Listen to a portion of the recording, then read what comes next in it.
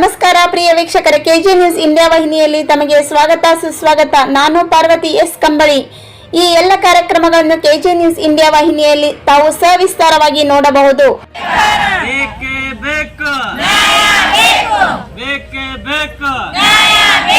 ಸಿಬ್ಬಂದಿ ಸಂಖ್ಯೆ ಕಡಿಮೆ ಮಾಡಿದ ಅಧಿಕಾರಿಗಳಿಗೆ ಧಿಕ್ಕಾರ.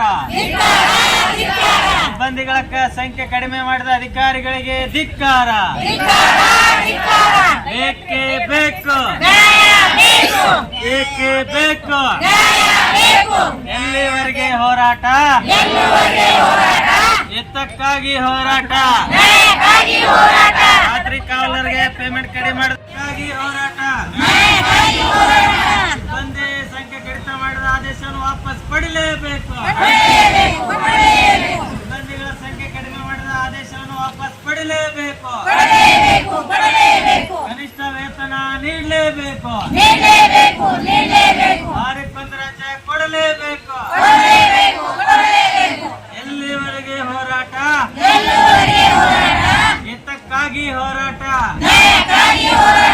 ಏನೇ ಬರಲಿ ಅಂತ ಬಿಂಚಿತಿ ಎಂಪಳಿ ಸರ್ ಬಂದಿದ್ದಾರೆ. ಅವರಿಗೆ ತಮ್ಮೆಲ್ಲರ ಪರವಾಗಿ ಮತ್ತು ಜಿಲ್ಲಾ ಸಮಿತಿ ಪರವಾಗಿ ತುಂಬ ಹೃದಯದ ಸ್ವಾಗತವನ್ನು ಕೊಡ್ತಾರೆ. ಇದೇ ರೀತಿಯಾಗಿ ನಮ್ಮ ಸಂಘದ ಸಿಂಧಿ ತಾಲೂಕು ಅಧ್ಯಕ್ಷರಾಗಿರ್ತಕ್ಕಂಥ ನರ್ಜನ್ ಎಲ್ಗಾರ್ ಅವರು ಬಂದಿದ್ದಾರೆ. ಅವರಿಗೂ ಕೂಡ ನಮ್ಮ ಜಿಲ್ಲಾ ಸಮಿತಿ ಪರವಾಗಿ ಹಾಗೆ ನಮ್ಮ ಬಸವನ ಬಾಗೇವಾಡಿ ತಾಲೂಕು ಅಧ್ಯಕ್ಷರಾಗಿರ್ತಕ್ಕಂಥ ಗೌರಕ್ಕ ಬೀಳೂರು ಅವರು ಬಂದಿದ್ದಾರೆ. ತಮ್ಮೆಲ್ಲರ ಪರವಾಗಿ ಮತ್ತು ಜಿಲ್ಲಾ ಸಮಿತಿ ಪರವಾಗಿ ಹಾಗೂ ನಮ್ಮ ಸಂಘದ ಜಿಲ್ಲಾ ಕಾರ್ಯದರ್ಶಿಯಾಗಿರ್ತಕ್ಕಂಥ ಲಕ್ಷ್ಮಣ ಮಸೀವಿ ಅವರು ಇದ್ದಾರೆ. ಅವರಿಗೂ ಕೂಡ ಸ್ವಾಗತ. ಇದೇ ರೀತಿಯಾಗಿ ಸಮಾಜ ಕಲ್ಯಾಣ ಮತ್ತು ಬಿಸಿಎಂ ಇಲಾಖೆ ಎಲ್ಲ ನೌಕರರು ಬಂದಿದ್ದಾರೆ. ಅವರಿಗೂ ಕೂಡ ತಮ್ಮೆಲ್ಲರ ಪರವಾಗಿ ಜಿಲ್ಲಾ ಸಮಿತಿ ಈ ಒಂದು ಹೋರಾಟವನ್ನು ಕುರಿತು ನಮ್ಮ ರಾಜ್ಯಾಧ್ಯಕ್ಷರು ಉದ್ದೇಶಿ ಮಾತನಾಡಬೇಕಂತೇಳಿ ಅವರಲ್ಲಿ ನಾನು